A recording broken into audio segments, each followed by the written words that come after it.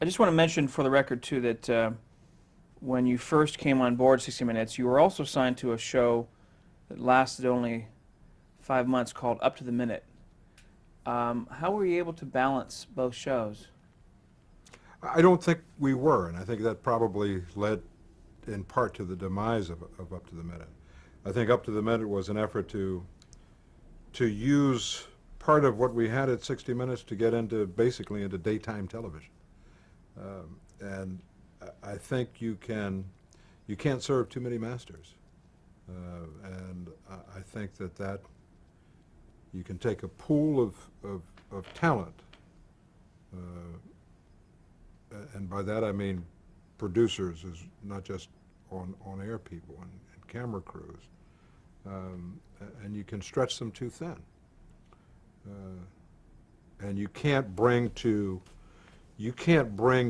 another program what you bring to 60 Minutes, because this is a full-time job.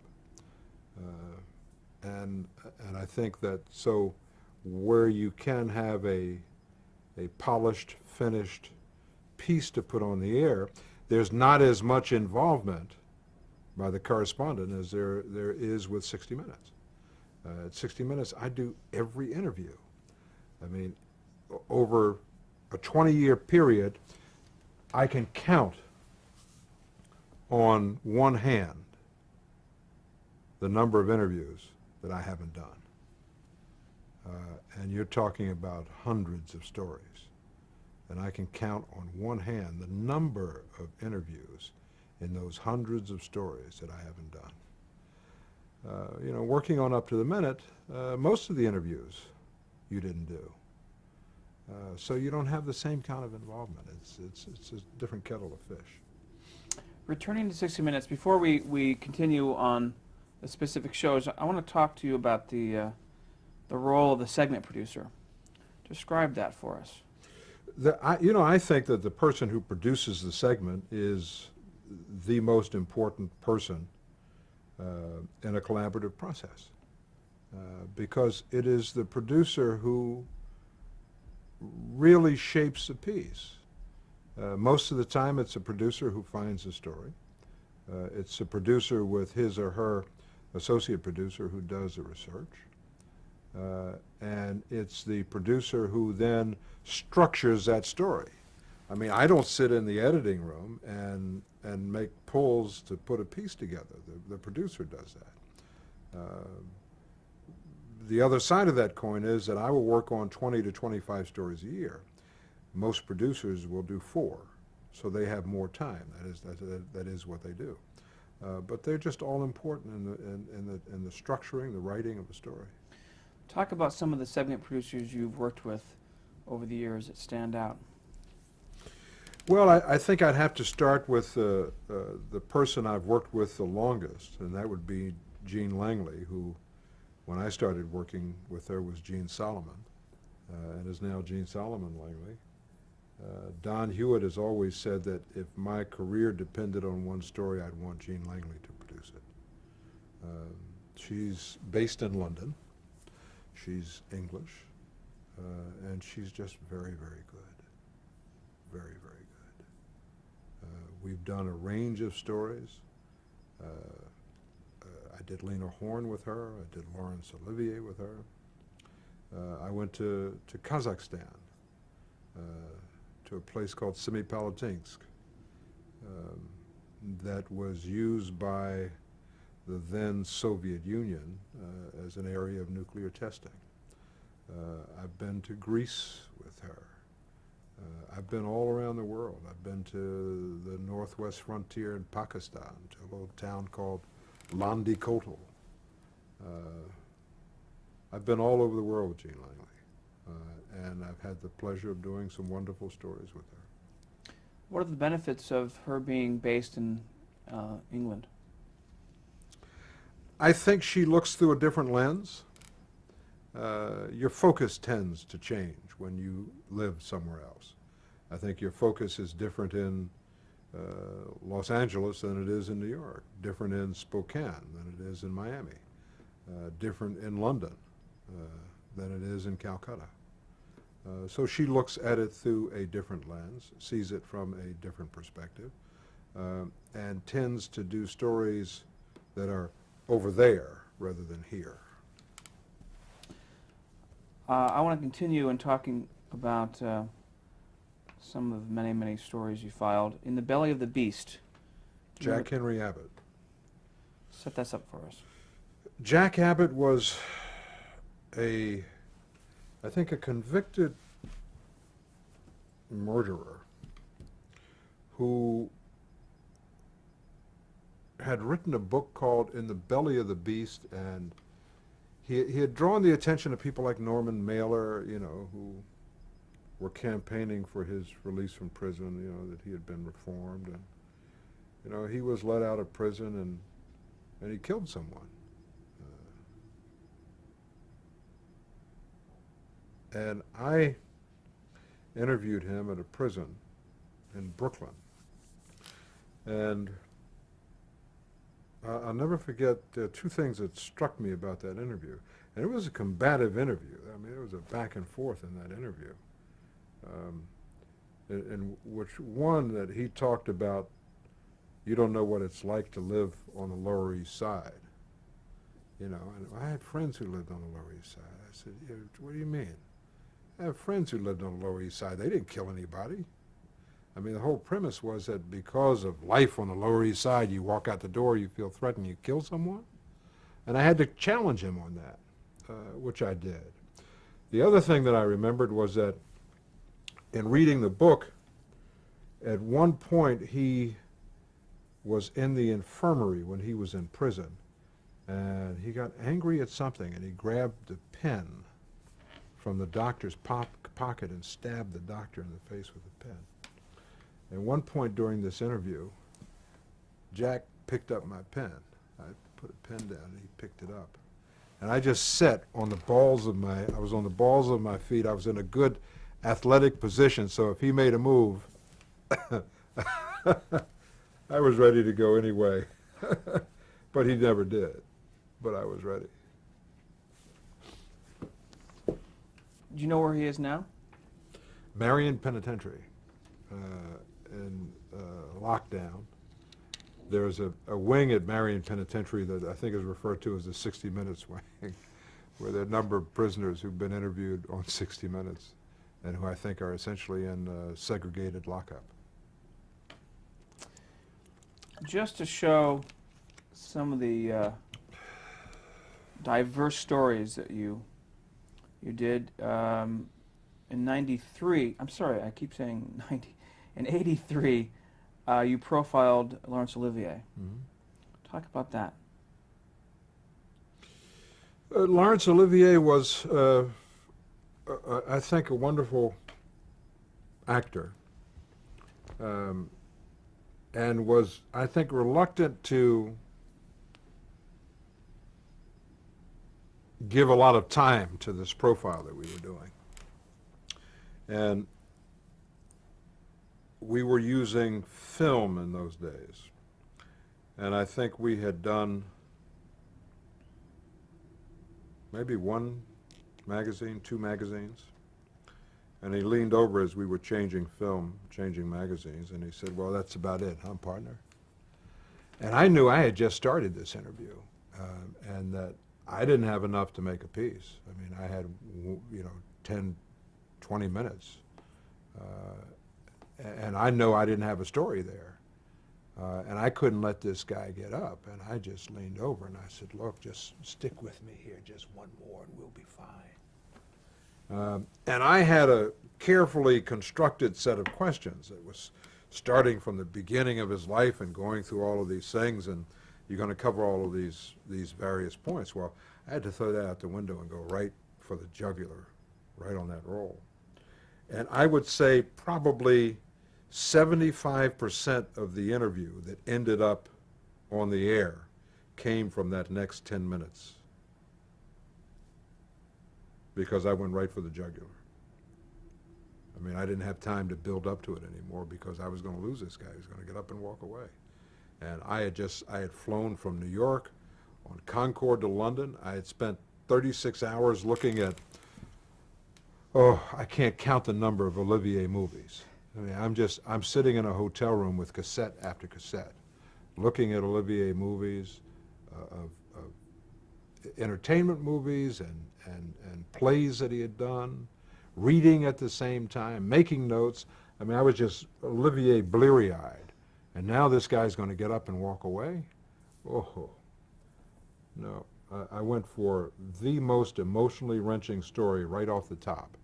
And that just opened the doors, and he just let it out. And that was an Emmy award-winning profile. You're right. This may be a simple question, but how much do you rely on instinct when you're putting a story together or when you're interviewing? I don't know how much I rely on instinct. I certainly rely on instinct, but I mean, you have a game plan in terms of an interview, and that you have a structure, a pattern that you follow in questions. But if you have 50 questions, and after the fourth question somebody goes to the subject matter on number 37, you have to be facile enough to go to 37 and mind that as long as it goes, and then get them back to where you left off. And that's instinctive. And sometimes someone will say something that will touch off something else, and you just go in a totally different direction. And that's depending on instinct. So instinct is a large part of it. But as important is preparation, because if you're not prepared, then you don't know how to follow your instinct. You don't know where it's going to take you. If you're prepared, if you know all of the stories, then it's a natural flow, that if somebody touches on something else, you know how to bring that into the flow of questions. 2 years later, another story on Little Richard. And I have here that Don Hewitt at one point didn't think it would work. Is that accurate? Don Hewitt, I read in, I think it was the Daily News or the New York Post, someone mentioned that Ed Bradley is doing Little Richard. And Don Hewitt said, I don't know why they're doing that story. And I went to him and I said, you know, I don't have a problem with you being critical of me, but you should tell me that, and I shouldn't read about it in a newspaper. And he said, you're right, I was wrong. And I mean, it sort of put a damper on working on that story. But we still thought that Richard had a story to tell. So we went about trying to get that story. And when we screened it, the lights came up and Don said, boy, was I wrong. This is a great story, but you got to change this. And he went through, you know, move this and change this, drop that, put this guy here, put that one down here, start with this story, get rid of that story.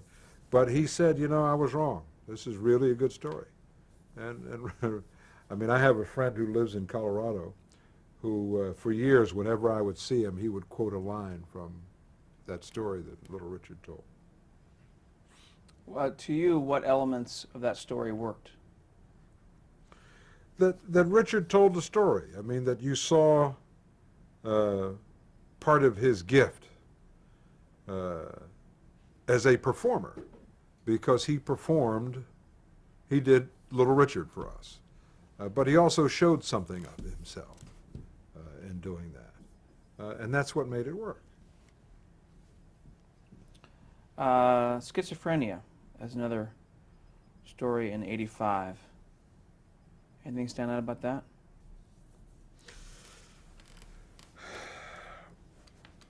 No. The only thing I remember, and I don't remember the person's name, I remember interviewing someone in Los Angeles sitting outside on this sort of picnic bench. And this was a guy who was schizophrenic. And I remembered the sensitivity of, you know, knowing what he was going through to try to keep things in balance in his life. Because he knew that sometimes he was perfectly rational and then sometimes he just went off the wall. And you're sitting there and you don't know where he's going or when he's going to go.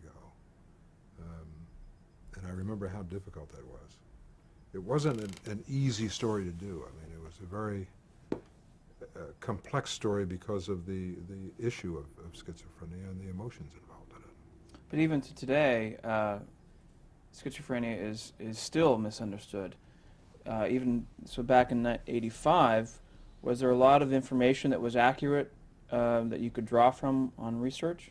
No, I think that there were a lot of people who didn't understand schizophrenia, and there was some sense that it could be controlled by medication, but that you couldn't force people to take medication.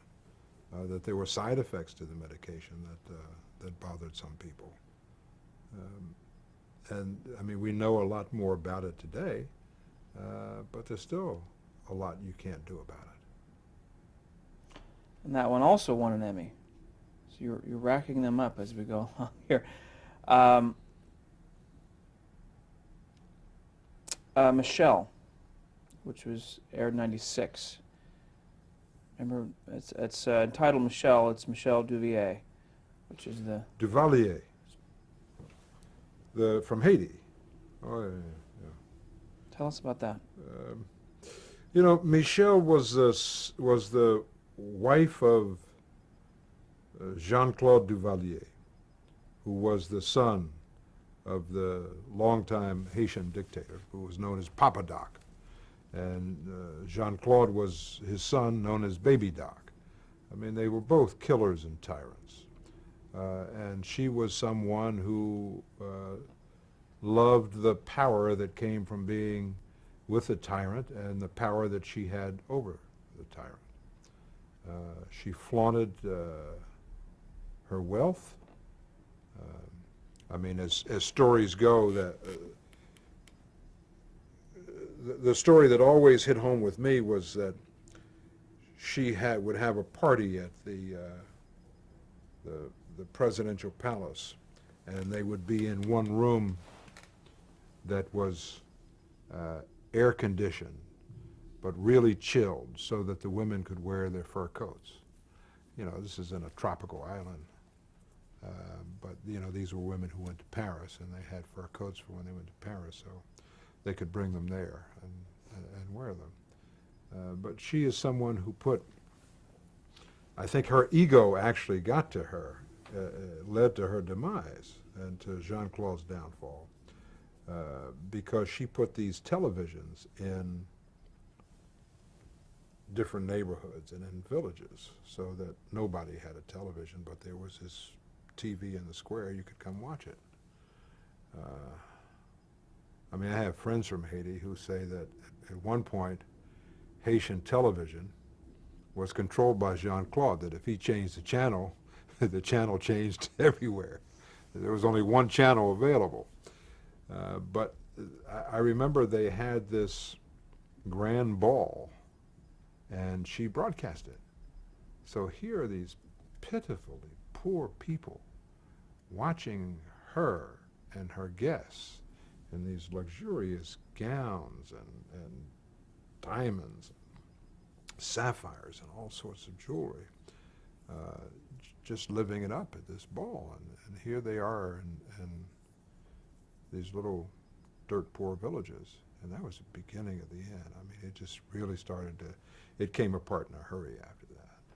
I mean, so we just went there to try and tell the story of Michelle and what happened by talking to people who saw what she did, and as well as people who knew her. But she was gone by that.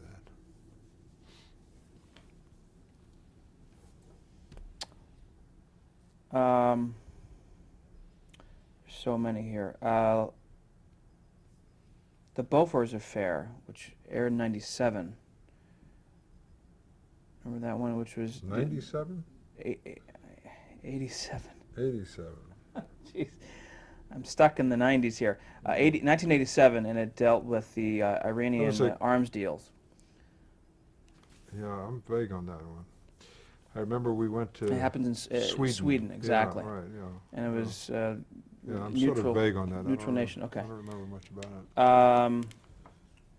And again, the diverse selection of stories here. Um, Prior to that was Robin Williams. Did a profile on him. How is it? Does it come down to your taste, and just whatever strikes you at the moment? I mean, these are very diverse stories. My taste in stories is rather like my taste in music. I have very Catholic tastes. I mean, not Catholic in a religious sense, but in a universal sense. I enjoy blues, jazz, rhythm and blues, rock and roll, opera, classical. I mean, there are even some Gregorian chants that I like, Bach chorales, gospel music. And it's the same with stories. I can go from doing a story on a chemical attack by Saddam Hussein or heroin in Pakistan to a profile of Robin Williams. And the nice thing about 60 Minutes is that you have the latitude to do a range of stories, that you don't have to be straitjacketed into doing one kind of story, to always doing an investigative story or always doing profiles. You can do them all here. And I think that's what keeps me interested, in that you can have a lot of things on your plate, and they're all different. And I think that keeps the creative juices and the interest going, because you're not locked into doing the same thing all the time and becoming a one-note Johnny. Bellwood, Illinois. Do you recall that story? It's a housing story? Chicago area, Yeah, where yeah. real estate brokers. I recall that story because I think it was the last story I did with that producer. Karen Taylor. Yeah. Mhm. Anything stand out about the story itself? I'd just leave it at that. Okay. A Question of Mercy. And this is in '89 and dealt with AIDS sufferers. I've done a number of AIDS stories, but I'm not sure. Is that Paul Fine? Paul and Holly Fine? I don't have the names, but they were talking about Is that, who's the producer? Grace Decas. Grace Decas. I don't Yeah. remember that story. Question of Mercy. They're opting. Well, actually, the AIDS sufferers who were killing themselves are asking family members to assist them in committing suicide. And certainly in the late '80s, AIDS was not as. Yeah, I'm vague on that story. Okay. It doesn't stand out for me.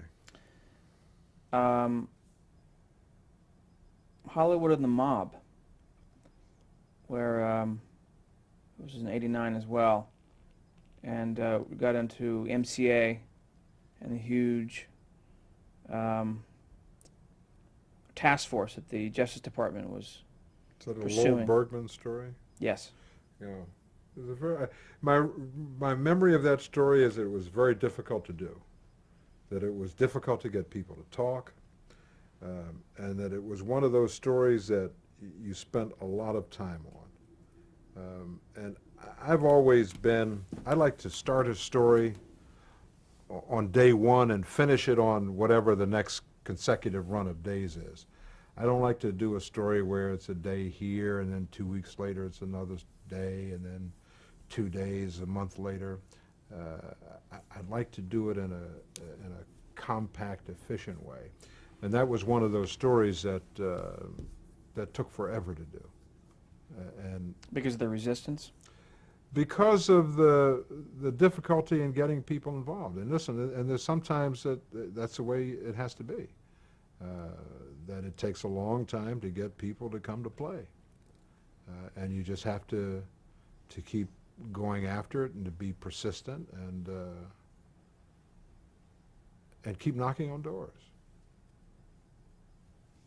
Anita Hill. Talk about that story and the interview that you did with her.